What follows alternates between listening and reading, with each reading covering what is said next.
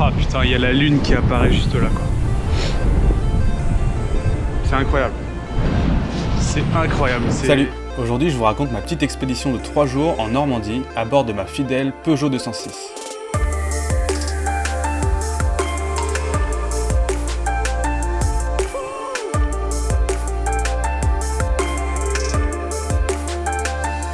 Ça fait déjà quelques mois que j'ai fait ce voyage, c'était en février, il faisait froid, on était en plein hiver et je commençais à en avoir marre de rester enfermé dans mon appart.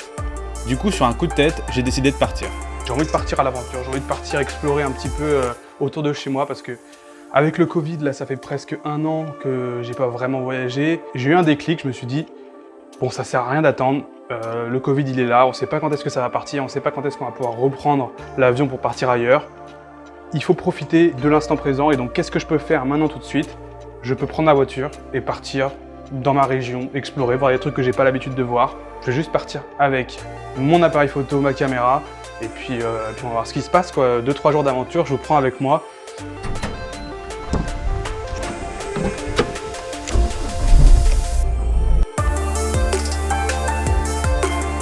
Première destination, on part pour le Mont-Saint-Michel.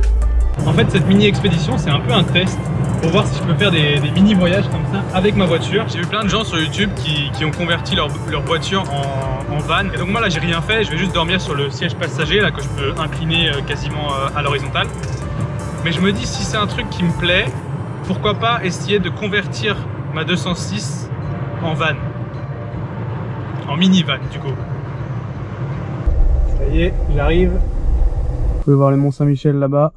Et là, je suis arrivé à l'endroit où je vais passer la nuit, je vais vous montrer.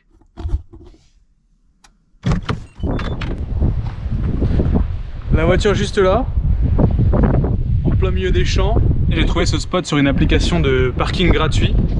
C'est une application utilisée par les gens qui font du camping-car qui vivent en van pour pouvoir passer la nuit à des endroits gratuitement. Et du coup, juste ici, je vais pouvoir passer la nuit. Il y a un truc que je vous ai pas dit, c'est que au moment où je tourne cette vidéo, on est le 16 février 2021.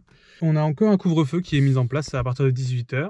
L'objectif de cette petite virée, ça va être de ne pas se faire choper du coup après 18 h. Je sais pas trop si j'ai le droit de faire ce que je fais, de partir bivouaquer, camper comme ça dans ma voiture quand il y a le couvre-feu. Là, il est 17 h. Il reste 1 heure avant le couvre-feu et 1 h 30, je crois, à peu près avant le coucher de soleil. Je vais pouvoir lancer le drone quand il y aura des belles lumières pour avoir vraiment une belle vue du Mont-Saint-Michel.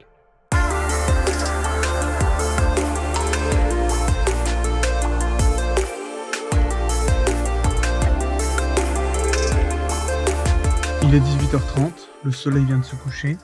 Avant qu'il fasse trop sombre, je pensais vous montrer ce que j'ai pris pour passer la nuit. Alors d'abord, j'ai mon sac de couchage. On peut être confortable dans ce duvet jusqu'à -1 degré. Donc normalement, ça devrait être bon, je devrais être bien au chaud. En plus de ça, j'ai mon sweat plaid juste là, avec un bon jogging.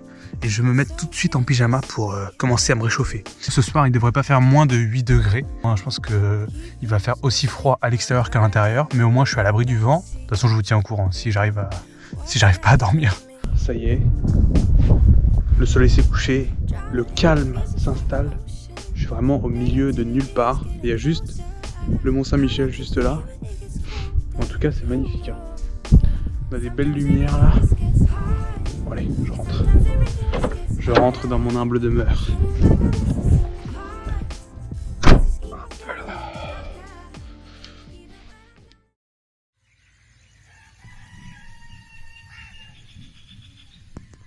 C'est le lever de soleil.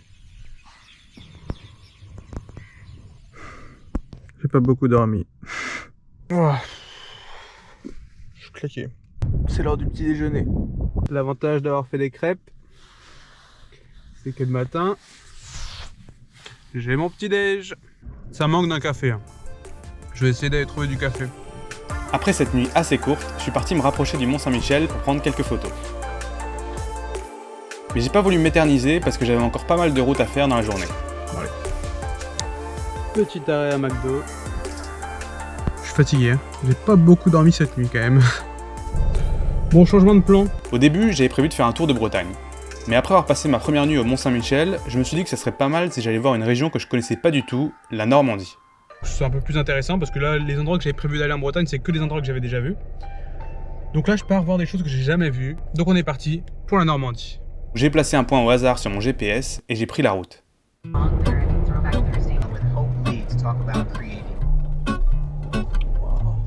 Je suis à Bayeux, je connaissais pas cette ville, mais elle est super jolie. Et du coup, je me suis arrêté, je suis venu dans le centre-ville. Et là, je vais aller prendre quelques photos de la cathédrale. There is a life I lead in this city. Hurrying to cup my tea. Vraiment joli. Je suis content d'être arrêté. Non, je reprends la voiture. Je viens de me garer juste à 50 mètres de la plage. C'est pas là que je vais passer la nuit, mais je viens juste pour voir un petit peu la vue. Je monte un peu plus haut pour essayer d'avoir une vue. Tu vois la clôture qui s'arrête là? Wow, c'est flippant.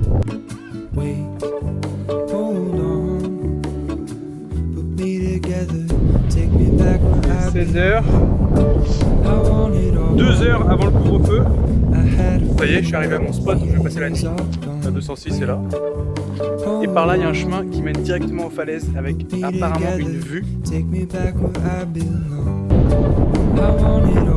Le plus impressionnant, c'est vraiment la mer qui est complètement plate. Et à l'horizon, quoi. Vraiment, on la voit, mais... D'ailleurs, demain, je vais sûrement aller aux falaises d'Étretat, qui est encore plus loin, encore plus haut.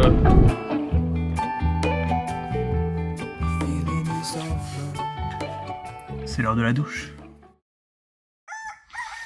Bon, ça y est, le soleil est en train de se lever. Je viens de passer ma deuxième nuit dans la Peugeot 206, qui va bientôt devenir la Peugeot Van. Ah, j'ai pas encore trouvé de nom. Il faut que je trouve un nom pour ce projet Van 206, Minivan 206, je sais pas encore. Cette nuit, j'ai bien dormi, beaucoup mieux qu'hier.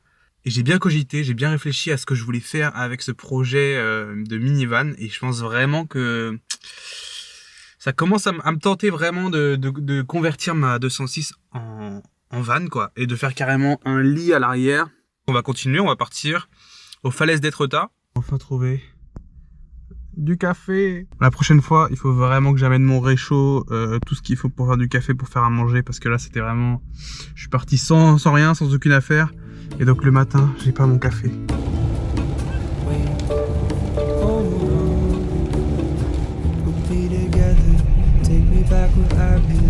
Ma voiture fait un bruit terrible.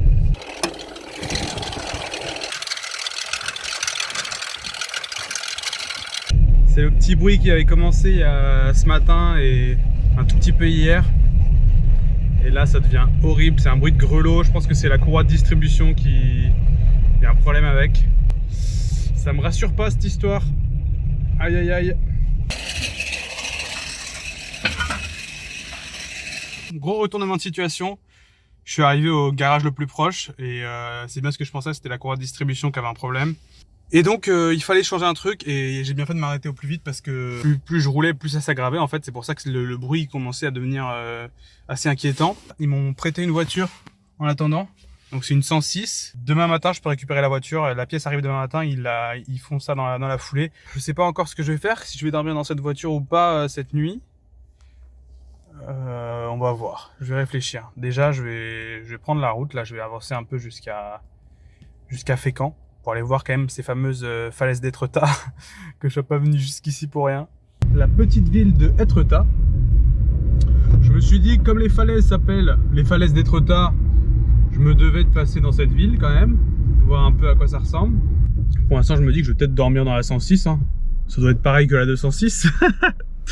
Mais surtout que de 1, je sais pas si les hôtels sont ouverts avec toute cette histoire de Covid. Et de 2, j'ai pas envie de claquer 50 balles dans une nuit d'hôtel, quoi. Est-ce que je pourrais pas me garer par là?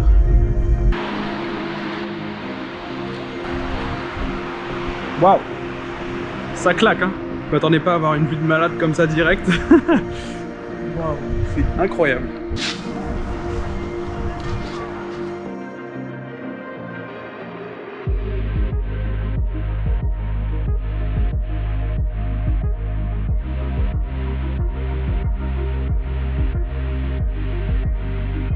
Bon, Étretat, c'est super sympa. Petite ville hyper mignonne. Enfin, les bâtiments, la plage, les trucs. Vraiment, c'est super cool, quoi. Il y avait quelques touristes. Sans Covid, ça doit être blindé de monde. Mais là, étant donné les circonstances Covid et qu'on est en hiver, il n'y a pas tant que ça de monde, c'est vachement agréable. Je ne vais pas rester là, même si j'aurais bien voulu voir le coucher de soleil là sur ces magnifiques falaises. Mais de toute façon, il y a des falaises comme ça tout du long. Et j'ai entendu dire qu'on pouvait trouver des endroits beaucoup plus paumés où il n'y a personne et tout aussi joli. Donc c'est ce que je vais essayer d'aller chercher. Voilà à quoi ressemble mon nouveau bolide. Bon, du coup, j'ai trouvé un endroit. J'ai descendu un petit chemin là sur plus d'1 kilomètre. Il n'y a personne. Et j'ai trouvé un petit parking juste au bout. Là, je vais me mettre à l'extrémité, je pense. Et honnêtement, je pense que je vais croiser personne. Normalement, dans cette direction, il doit y avoir la plage, avec vue sur les falaises. Donc je vais aller voir ça.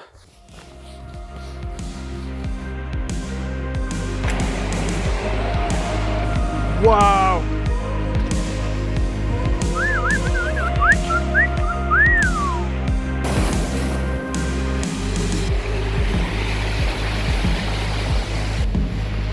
C'est magnifique! Wouh!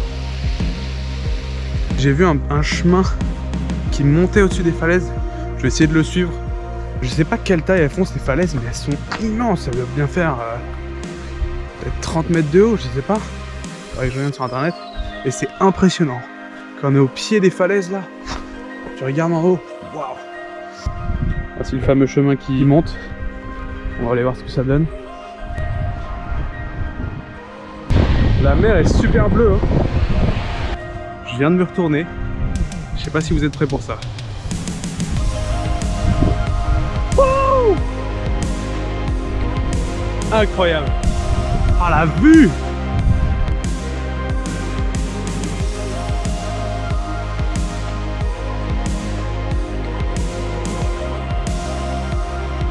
Je viens de mettre le pied dans l'eau. J'ai ma chaussure trempée. Yes!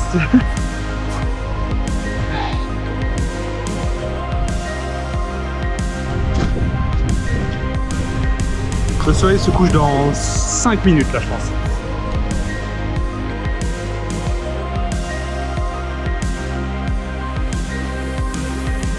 Ça y est, on voit quasiment plus le soleil là. Ah putain, il y a la lune qui apparaît juste là quoi. C'est incroyable. C'est incroyable. Ces falaises, c'est vraiment magnifique. Je sais pas trop quoi vous dire. Difficile de décrire ce genre de moment. C'est bluffant, c'est spectaculaire, extraordinaire, merveilleux, magique. Je sais pas quel adjectif choisir, mais un moment mémorable en tout cas. Bon alors, je me suis réveillé. J'ai pas encore pris mon petit déj, mais là je vais m'habiller puis je vais prendre la route directement. Je vais essayer d'aller trouver un endroit où je peux trouver un café. Et en même temps, en roulant, je vais mettre le chauffage à fond pour que ça se réchauffe parce que ça caille, c'est impressionnant. En plus, ma chaussure hier soir qui était trempée, elle est toujours trempée. Je pars chercher un petit déj et un café.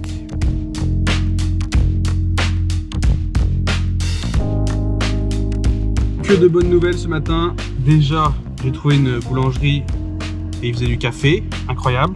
Donc j'ai mon bon café, un pain au chocolat et je viens de recevoir un appel du garage. Ça y est, ma voiture est prête, elle a été réparée et donc je peux aller la chercher. Mais je vais en profiter pour continuer un peu pendant la matinée là d'explorer parce que c'est juste magnifique. Je pense que vous allez voir, je vais vous montrer ça. Les petits villages qu'il y a juste sur le bord des falaises. Et là par exemple, je suis à Yport et donc c'est un tout petit village et il y a des falaises juste au bord de la plage. C'est trop stylé. Vraiment, j'adore cette région, c'est incroyable. Les falaises d'Étretat. Alors là, on a la vue sur ma gauche.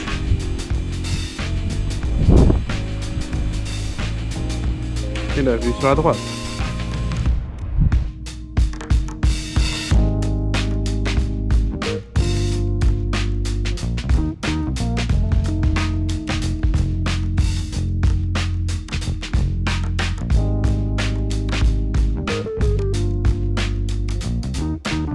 Je suis suis arrivé à la ville de Fécamp, qui est un peu plus grande que Yport. Là pour le coup c'est plus une ville. Cette fois-ci je suis pas descendu sur la plage, mais je suis venu plutôt en haut d'une falaise.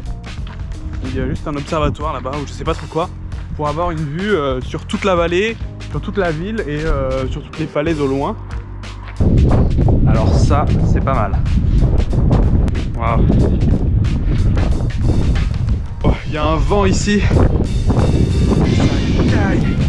Faudra que je revienne un de ces quatre parce que j'ai pas pu explorer tout ce que je voulais voir. Bon, ça y est, je suis prêt à partir. Dernier voyage avec la 106. Je viens de récupérer la 206 et je vais la faire démarrer pour voir s'il n'y a plus le bruit. Magnifique! Voilà, ça marque un peu la fin du voyage sur une bonne note. J'ai maintenant 3 heures de route pour rentrer à Rennes. Bilan très positif, je suis vraiment motivé pour transformer cette 206 en minivan et partir voyager en France, sur le Tour de France, pourquoi pas. Donc voilà, je vous tiens au courant sur l'avancée du projet et qu'est-ce que je vais faire plus tard. Pour l'instant, je vais manger tranquillement et puis je vais reprendre la route, direction Rennes. Merci d'avoir suivi ma petite virée en Normandie. Comme vous avez pu voir, ça m'a vraiment plu de voyager comme ça avec ma voiture. Et comme vous pouvez vous en douter, je vais pas m'arrêter là. Donc je vous retrouve la semaine prochaine pour une très grosse vidéo.